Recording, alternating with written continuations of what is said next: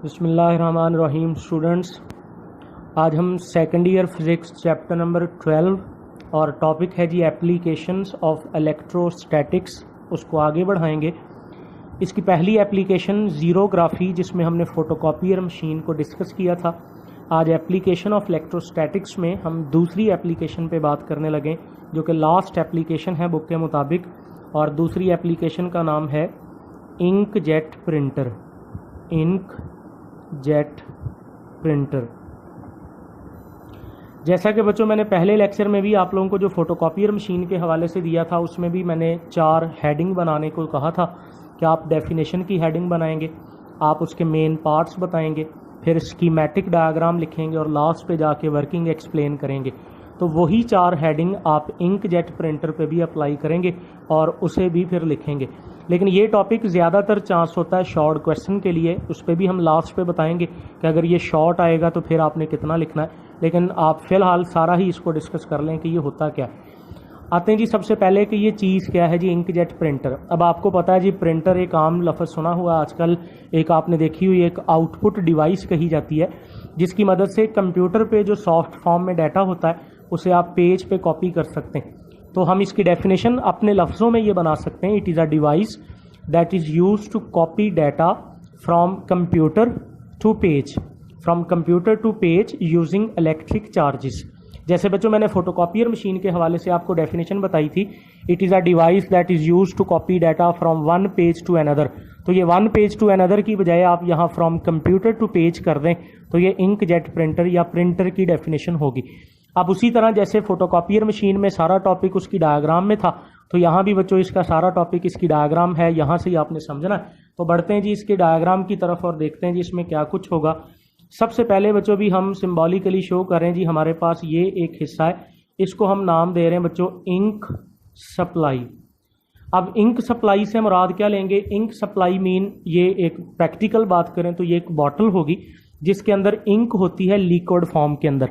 और अगर हम कलर प्रिंटिंग की बच्चों बात करें तो जैसे आपको फर्स्ट ईयर में वो साइड नोट्स होता था चैप्टर नंबर 1 में कि कलर प्रिंटिंग में 4 कलर इस्तेमाल होते हैं, सियान, मैजेंटा, येलो, ब्लैक। तो समझो यहाँ 4 कलर की बॉटल्स होंगी, 4 कलर्स की इंक रखने वाली बॉटल्स होंगी। तो उस बॉटल को जिसमें इंक रखी होगी उसे हम इंक सप्लाई का नाम देंगे। फिर इस इंक सप्लाई से जो इंक है उसको ऊपर उठाने के लिए या यूज़ करने के लिए आप कह लें कि ये हमारे पास एक पाइप हम सिंबॉलिकली शो कर रहे हैं, और इस पाइप पे हम शो करें जी ये एक और हिस्सा जिसका नाम है जी पंप। जैसा कि बच्चों आपको पता है जी घरों के अंदर जैसे ये वाटर पंप होता है, अब पंप का काम पानी प्रोड्यूस करना तो नहीं होगा, पानी सिर्फ वो क्या करता है जी, आप कह सकते हैं कि अपवर्ड खींचता है, सक करता है। इसी तरह इस पंप को जब हम ऑन करेंगे तो जो इंक सप्लाई के अंदर इंक पड़ी होगी ये उसे सक करेगा और उसे पाइप में लेके आएगा, और उसके बाद उसको आगे यूज़ करने के लिए इस पाइप के लास्ट पे हम शो करेंगे कि यहाँ पे एक नोज़ल लगी होगी। अब इस नोज़ल का काम क्या हो सकता है जी? नोज़ल जैसे आपने घरों में शावर वगैरह के आगे लगी देखी है, वो आगे छोटे छोटे सुराख होते हैं कि उससे जो पानी या जो भी चीज़ निकलती है वो ड्रॉप्स की शक्ल में आगे जाएगी। तो ये नोज़ल का काम ये है कि जब इंक यहाँ से बाहर निकले तो इंक टिनी ड्रॉपलेट्स यानी छोटे छोटे ड्रॉपलेट्स, मिस्ट जैसे धुंध होती है ना बेटा, वैसे आप छोटे छोटे कतरों की शक्ल में, तो समझे इंक यहाँ से बाहर आएगी। तो अब तक हम बात कर चुके हैं जी इंक सप्लाई जिसमें इंक पड़ी होगी। पंप जो ऑन होगा तो इंक खींचेगा, और इस पंप के चलने से ना ये नोज़ल टू एंड फ्रो ऐसे ऐसे वाइब्रेट करेगी। अब नोज़ल टू एंड फ्रो जब वाइब्रेट करेगी तो फिर वो इंक ड्रॉप्स को आगे आगे थ्रो करेगी। फिर इससे आगे ये होता है कि इसको आप शो करें जी, हमारे पास 2 पैरेलल प्लेट्स की शक्ल शो कर दें। इनको हम चार्जिंग प्लेट्स या चार्जिंग इलेक्ट्रोड्स कहते हैं। आप इन्हें चार्जिंग प्लेट्स भी कह सकते हैं या फिर बच्चों इन्हें चार्जिंग इलेक्ट्रोड्स भी कहा जा सकता है। अब जैसा कि नाम से भी पता चलता है कि इन चार्जिंग इलेक्ट्रोड्स का या चार्जिंग प्लेट्स का काम ये होगा कि जो इंक इस नोज़ल से निकलेगी उसके ऊपर ये इलेक्ट्रॉन की बम्बार्डमेंट करके ना उसे चार्ज कर देते हैं। आप इलेक्ट्रॉन की बम्बार्डमेंट हमारी टेक्स्ट बुक पे नहीं है, मतलब मेथड बताया नहीं गया कि कैसे करना है, आप मेथड को रहने दीजिए। आप जर्नली बात कर दें कि चार्जिंग इलेक्ट्रोड में से जब ये ड्रॉप्स यानी इंक ड्रॉप्स गुजरेंगे तो ये चार्जिंग इलेक्ट्रोड उन्हें चार्ज दे देंगे।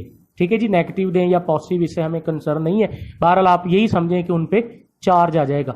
अब ये जो चार्जिंग प्लेट्स होती हैं बच्चों, इसका कंट्रोल एक हिस्से के पास होता है, उसको बाकायदा हम नाम भी फिर यही देते हैं जी चार्जिंग कंट्रोल का। चार्जिंग कंट्रोल आप समझ लें जी, ये वो हिस्सा है जिसने बताना है इन चार्जिंग इलेक्ट्रोड्स को कि कब चार्ज करना है और कब नहीं करना, और इन चार्जिंग कंट्रोल को कमांड हम देंगे कंप्यूटर की मदद से। ठीक है जी, ये अभी वर्किंग में एक्सप्लेन करते हैं जी इसको मजीद।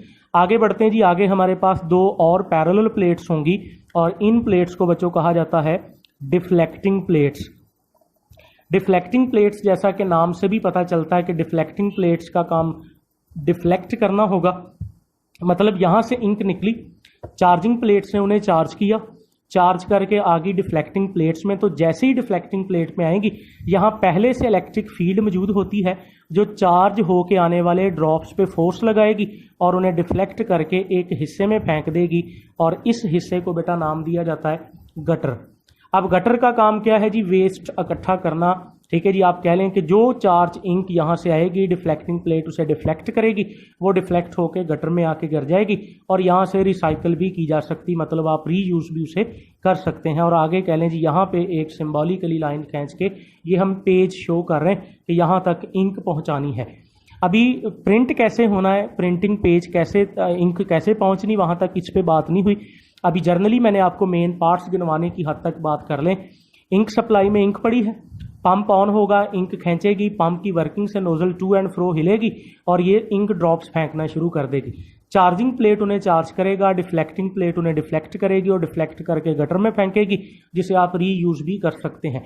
अब फर्ज करें कि हम थोड़ी देर बाद हम सपोज दैट भी हम प्रिंट करना चाहते हैं, तो हम कंप्यूटर की मदद से ना कंप्यूटर से बटन दबाएंगे जी प्रिंट का।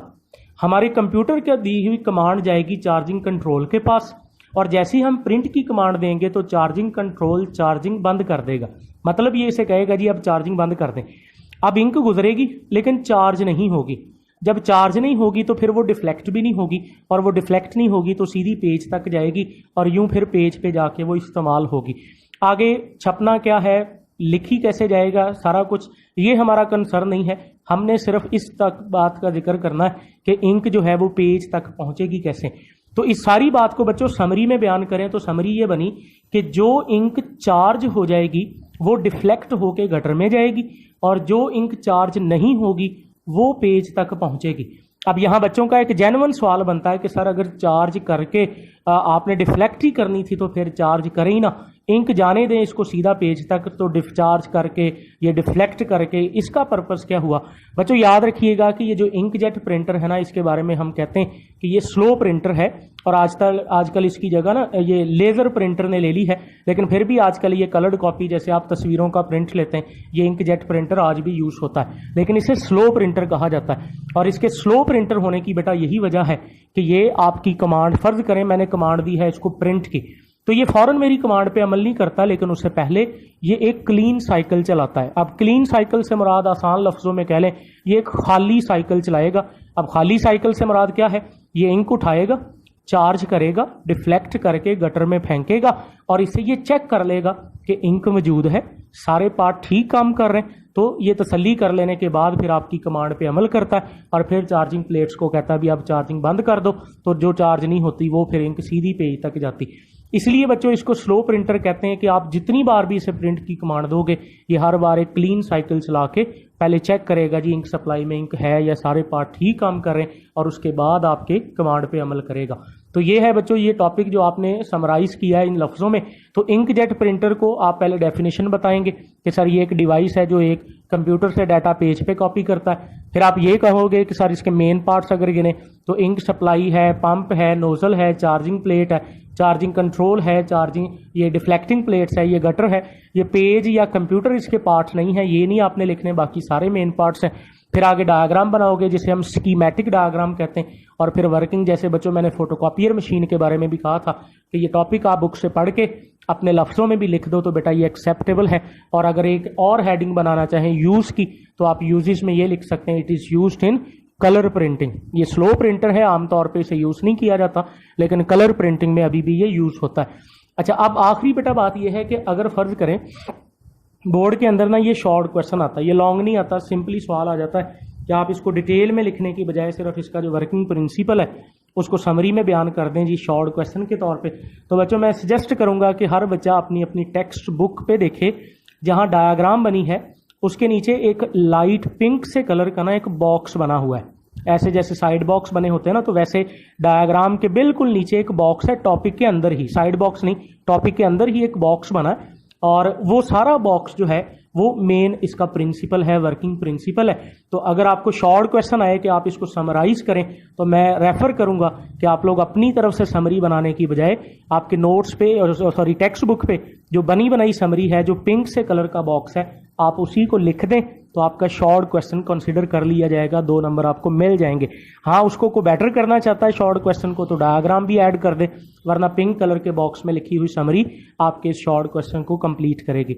होप दैट बच्चों आपको समझ आ गई है, इसे पढ़ें, याद करें अच्छे तरीके से, ज़्यादातर चांस ये है कि ये शॉर्ट क्वेश्चन बोर्ड में आएगा। That's all.